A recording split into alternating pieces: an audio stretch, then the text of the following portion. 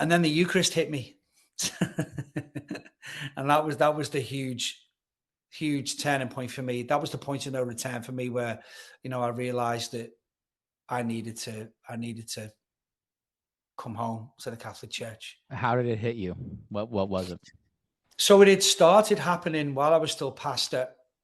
We would have communion maybe once a month, at some point.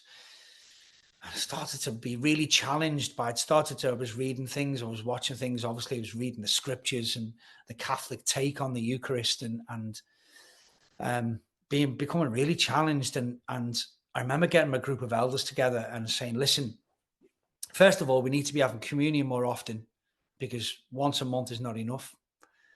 Because I'm recognizing there's a power, there's something in communion, right? But I don't know how to express it, and I don't know fully what to understand what's going on in my head. So we need to be having communion more often, and I don't want to hear anybody saying this is just a symbol, this is just an illustration of what Christ did on the cross, right? I don't want anybody saying that anymore, because I believe there's something more powerful in communion than that, and I can't explain what it is, but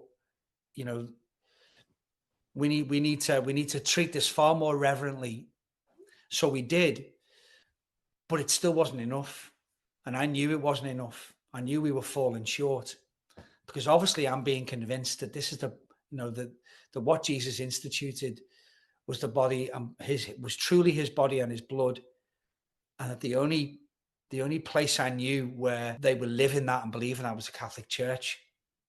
I knew I couldn't convince the church I was pastoring that this is the body and blood of Christ, but I'd also started to recognize that I had no authority.